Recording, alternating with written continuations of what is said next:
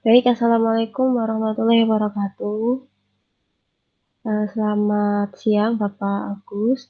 Perkenalkan saya Pipin Larasati, mahasiswi dari pertukaran pelajar UNY. Di sini saya izin untuk membuat video mengenai tugas formatif 1. Untuk itu, saya izin kepada Bapak Agus untuk berbagi layar terlebih dahulu, ya Pak.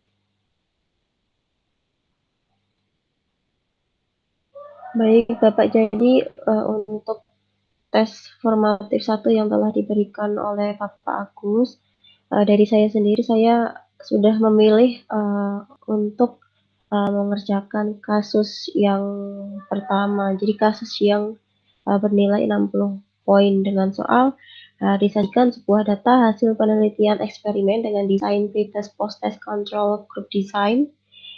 Perlakuan dilakukan pada materi bentuk muka bumi siswa kelas 7 dengan keterangan siswa kelas A hari Senin jam pelajaran 1-2 dan kelas B hari Rabu jam pelajaran 1-2 dengan tabel sebagai berikut. Kemudian soalnya, jika Anda sebagai seorang yang bertugas untuk melakukan analisis data dan tujuan dari penelitian ini adalah untuk menentukan apakah perlakuan yang diberikan berupa NHT itu menghasilkan capaian belajar yang signifikan. Bagaimana desain analisis yang Anda rekomendasikan untuk menjawab penelitian ini. Jadi, dari saya sendiri untuk kasus yang pertama ini, desain yang akan saya rekomendasikan untuk tujuan penelitian ini yaitu menggunakan paradigma penelitian kuantitatif dengan desain eksperimen. Jadi mengapa harus desain eksperimen? Karena menurut saya eksperimen adalah penelitian yang mengujikan atau menguji cobakan dan sangat sesuai dengan kasus pada penelitian ini karena berdasarkan tujuan penelitian ini ada yang diuji cobakan yaitu perlakuan dengan NHT terhadap capaian belajar yang dihasilkan. Apakah nanti capaian belajar itu naik secara signifikan atau tidak. Ada banyak bukti empiris yang menunjukkan hasil bahwa model dengan NHT ternyata terbukti secara signifikan meningkatkan capaian belajar di kelas atau sekolah lain. Tetapi memang belum tentu hasilnya akan sama jika diterapkan di kelas 7A ini dalam materi bentuk muka bumi. Jadi untuk contoh penelitian yang sudah ada atau sudah terdahulu yang pernah dilakukan yaitu oleh Eka Sari Handayani pada tahun 2016 dengan judul Pengaruh Model Pembelajaran Kooperatif Tipe Number Head Together atau NHT terhadap hasil belajar sejarah dari Jurnal Pendidikan Sejarah volume 5 nomor 2 Juli 2016. Jadi dalam penelitian tersebut juga menggunakan desain eksperimen dan ternyata model NHT terbukti secara efektif meningkatkan hasil belajar peserta didik secara signifikan. Jadi tujuan penelitian ini dapat didapatkan dengan analisis penelitian desain eksperimen. Lalu apakah perlakuan yang diberikan atau NHT menghasilkan capaian belajar yang signifikan? Untuk menjawab pertanyaan tersebut, maka harus saya lakukan analisis terlebih dahulu. Jadi berikut ini hasil analisis yang saya dapatkan berdasarkan kasus ini dengan desain penelitian eksperimen dari paradigma kuantitatif.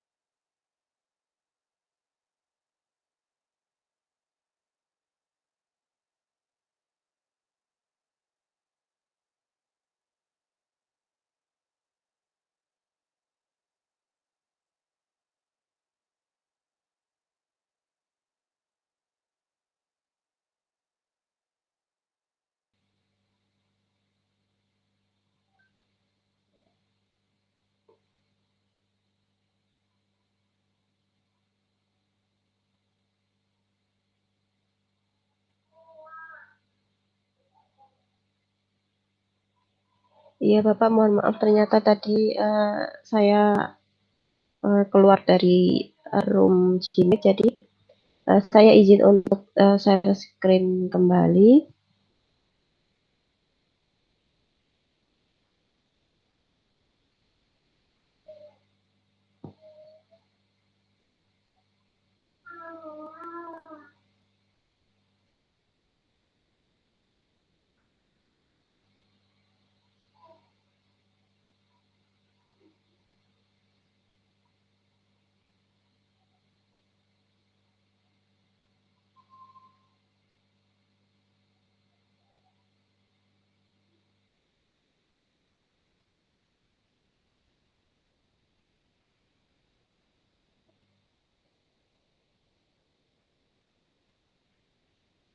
Baik, semoga share screen dari saya sudah terlihat.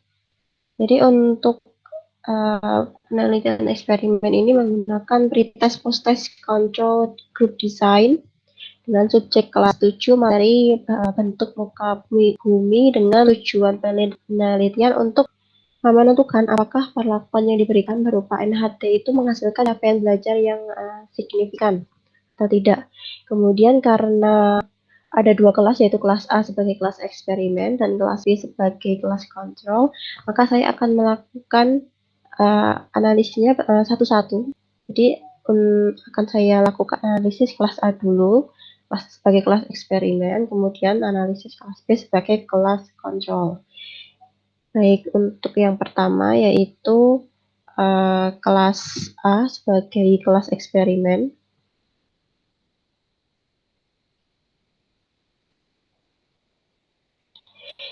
Ya, jadi untuk siswanya di soal itu berjumlah 15 siswa dengan nilai pretest sebagai berikut, kemudian nilai post-test juga sebagai berikut. Kemudian untuk nilai pretest itu disebut sebagai observer 1, kemudian nilai post-test disebut sebagai observer 2. Jadi untuk langkah pertama yaitu saya mencari gain score dari semua siswa berjumlah 15 tersebut. Untuk gain score sendiri, rumus yang saya gunakan yaitu nilai post-test dikurangi nilai pretest, kemudian nanti dibagi nilai maksimal dikurangi nilai pretest. Jadi untuk nilai maksimal itu 100.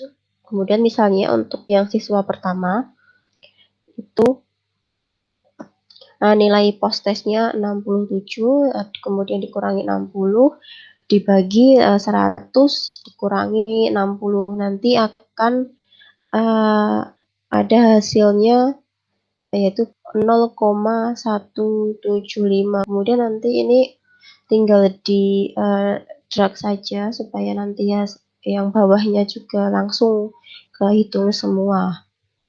Seperti itu. Kemudian setelah hasil gain score itu keluar, kemudian saya cari interpretasinya. Jadi untuk pembagian skor gain itu sebagai berikut.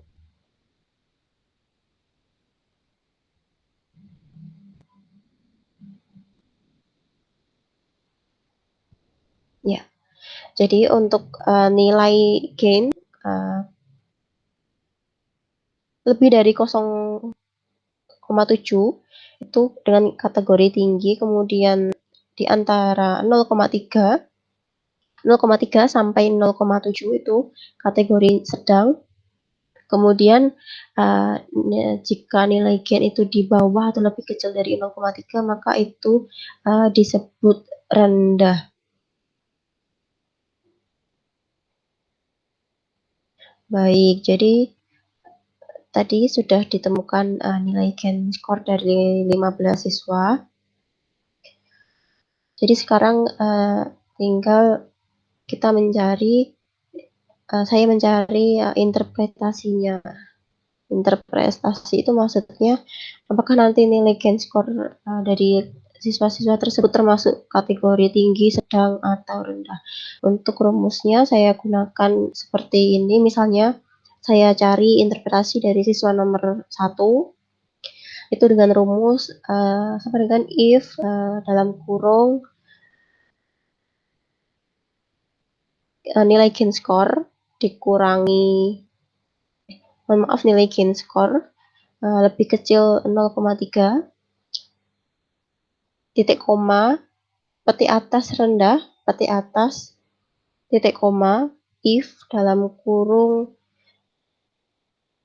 nilai gain score lebih besar dari 0,7, titik koma, peti atas tinggi, peti atas, titik koma, peti atas sedang, peti atas, kemudian kurung 2 kali. Nanti untuk siswa pertama akan dihasilkan interpretasi nilainya itu rendah.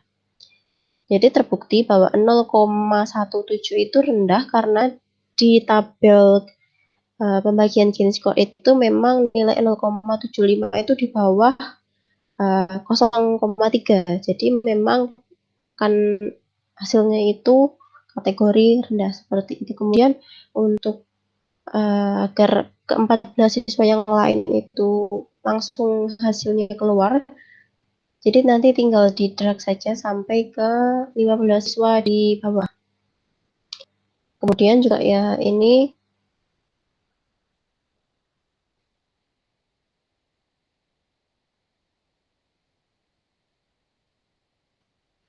saya cari mean dari pretest, kemudian post test, kemudian mean dari gain score, kemudian interpretasinya juga. Kemudian dari nilai interpretasi tadi ada yang rendah, kemudian ada yang sedang, tapi untuk nilai tinggi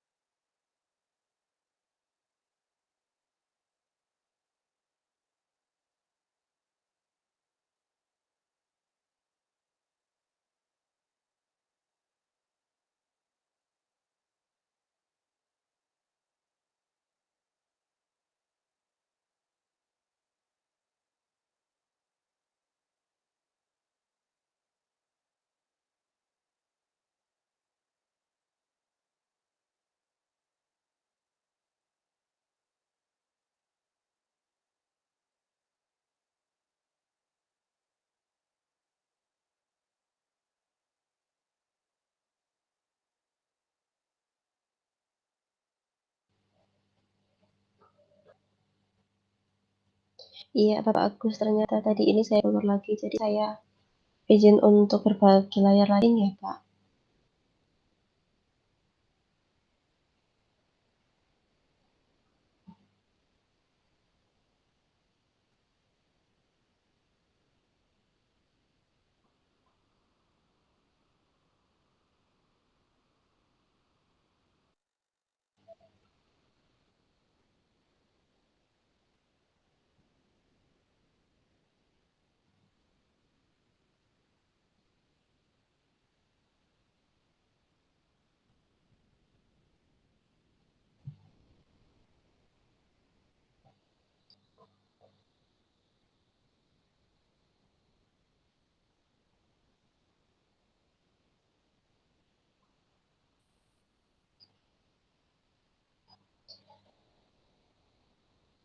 Baik, baik sudah terlihat, Bapak. Kemudian saya lanjutkan ya, Pak. Jadi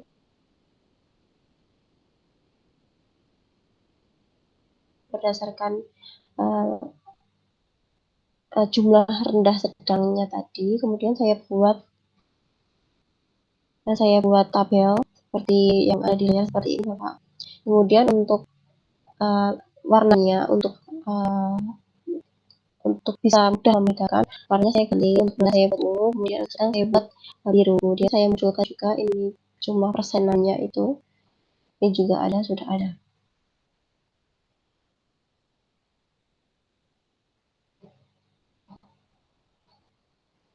Jadi untuk yang kelas A ini berarti hasilnya siswa dengan interpretasi rendah itu sebanyak 60%, kemudian siswa dengan interpretasi sedang itu uh, dengan presentase 40%. Kemudian saya lanjutkan ke kelas B sebagai kelas kontrol.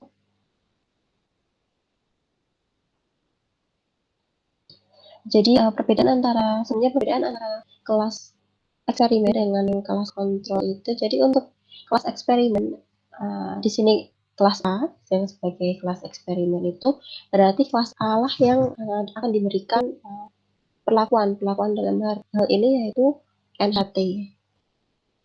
Jadi untuk yang kelas B berarti kelas kelas kontrol. Berarti kelas ini tidak akan diberikan perlakuan NHT seperti yang dilakukan pada kelas A. Kemudian caranya yang kelas B seperti tadi sama. Nih ya, siswanya ada sekitar 13 siswa dengan nilai pretest dan posttest seperti yang ada di layar. Kemudian saya cari gain score dari ke-13 siswa tersebut dengan rumus yang sama, nilai post-test dikurangi nilai pretest, kemudian dibagi nilai maksimal, kemudian dikurangi nilai pretest dengan nilai maksimal yaitu 100. Kemudian saya drag sampai ke bawah agar semuanya bisa langsung muncul. Kemudian saya cari interpretasinya. Kemudian dengan pembagian nilai skor gain yang sama, untuk interpretasi untuk rumusnya sama. Jadi sama dengan if dalam kurung nilai gain score kurang dari 0,3 titik koma petik atas rendah petik atas titik koma if lagi buka kurung lagi nilai gain score lebih besar dari 0,7 titik koma petik atas tinggi petik atas titik koma petik atas sedang petik atas kemudian kurung tutup uh, 2 kali. Jadi nanti hasilnya seperti ini. Untuk uh, siswa satu saya ambil contoh untuk siswa satu uh, dengan nilai gain skor 0,05 sekian, hasil interpretasi dari nilai gain tersebut yaitu rendah. Berarti hal ini terbukti bahwa karena nilai 0,05 ini di bawah 0,3. Jadi akan masuk pada kategori rendah. Kemudian akan saya drag ke 13 siswa ke bawah agar nanti hasilnya sudah langsung muncul otomatis seperti itu. Kemudian sama seperti yang kelas kelas A tadi, saya hitung berapa jumlah yang rendah, kemudian saya hitung berapa jumlah yang sedang. Jadi untuk kelas B ini, yang masuk dalam kategori rendah, yang berprestasi rendah, itu ada 9 siswa. Saya buat presentasinya menjadi sekitar 69,23 sekian-sekian. Kemudian untuk siswa yang masuk dalam kategori sedang, itu ada jumlah 4 siswa dengan presentase saya buatnya sekitar 30,76 sekian persen. Kemudian dari persen tersebut dan kategori dan jumlah tersebut saya buat saya buat uh, seperti ini tabel. Jadi untuk memudahkan membedakannya saya ganti warna. Untuk yang rendah saya kasih warna oranye, kemudian untuk yang sedang saya kasih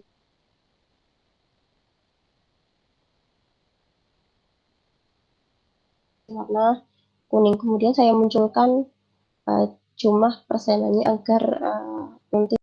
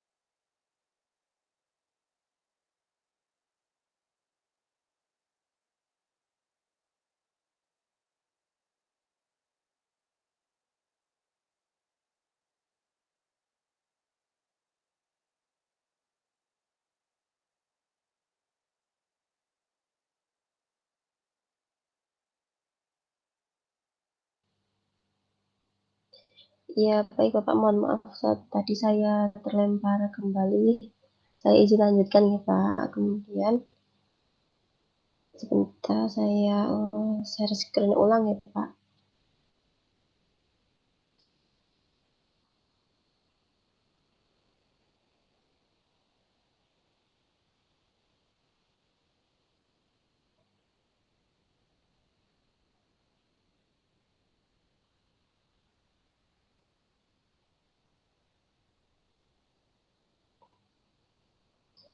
Baik Bapak, jadi setelah tadi dibuat tabel dari kelas A, kelas B, dari analisis A dan B,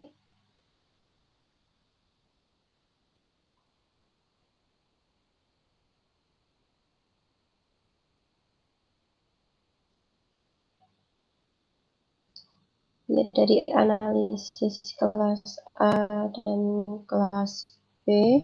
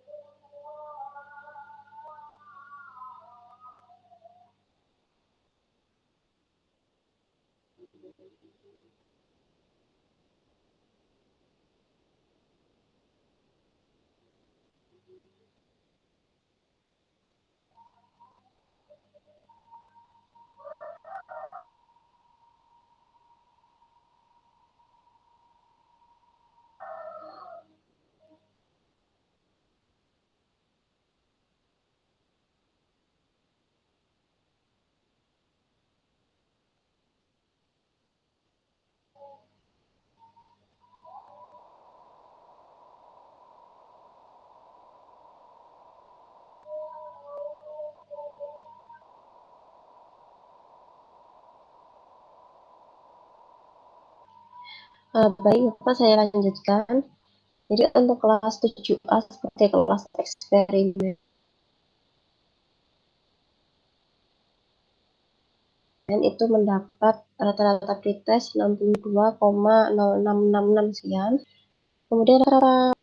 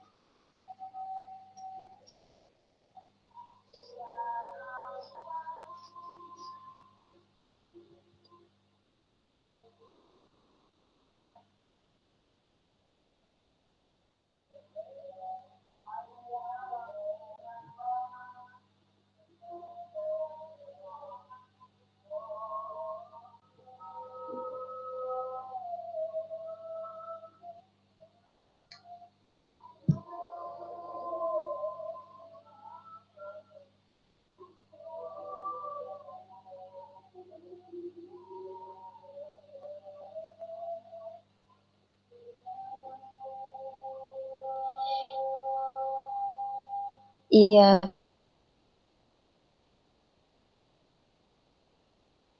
baik Bapak saya lanjutkan. Jadi berdasarkan tabel hasil uji gen tadi, berdasarkan data tersebut, hasil penghitungan gen kelas eksperimen atau kelas 7A diperoleh rata-rata sebesar 62,06667 dan rata-rata post test sebesar 70,406667 sehingga diperoleh rata-rata gain sebesar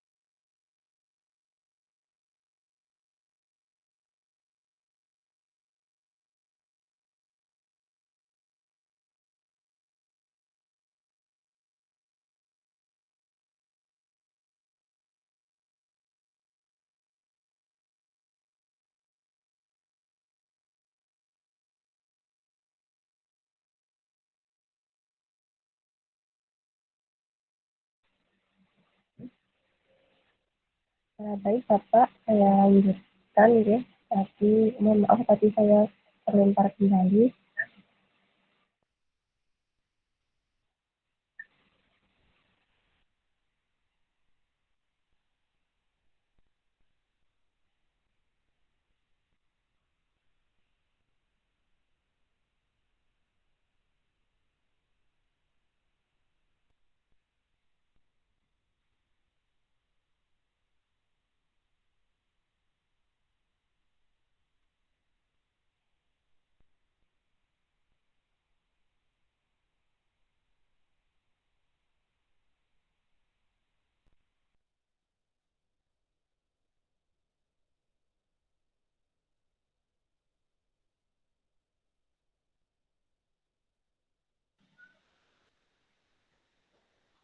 Ya baik Pak, saya lanjutkan kembali. Eh,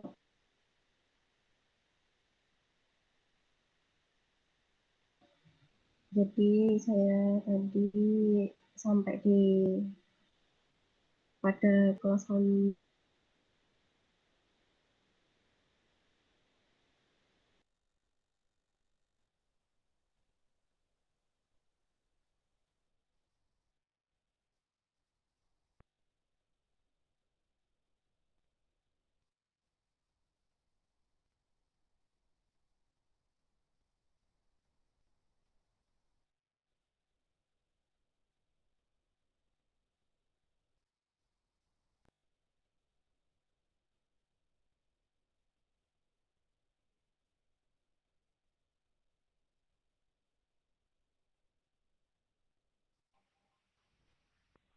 tetapi capaian belajar tersebut tidak signifikan karena nilai rata-rata hanya masuk pada kategori enggan rendah yaitu di bawah 0,3 yaitu tadi uh, hanya sekitar 0,22. Jadi walaupun sudah meningkat tetapi masih dalam kategori rendah. Jadi kesimpulannya jadi dalam kasus ini dihasilkan temuan bahwa penggunaan model NHT dalam upaya peningkatan capaian belajar tidak semua menghasilkan hasil capaian yang signifikan. Namun dalam penelitian ini walaupun terbukti sedikit atau tipis saja peningkatan hasil capaian belajar, tetapi tidak bisa dikatakan meningkat secara signifikan. Baik, Bapak Agus mungkin seperti itu pemaparan saya mengenai bagaimana saya menganalisis dari kasus pertama tersebut. Maaf Bapak, tadi ini saya keluar mas karena sinyalnya baru kurang bagus di rumah. Mungkin dari saya sampai di sini saja. Mohon maaf kalau misalnya ada kesalahan yang disengaja maupun yang tidak disengaja. Terima kasih Bapak Agus. Saya akhiri. Wassalamualaikum warahmatullahi wabarakatuh. Terima kasih Bapak.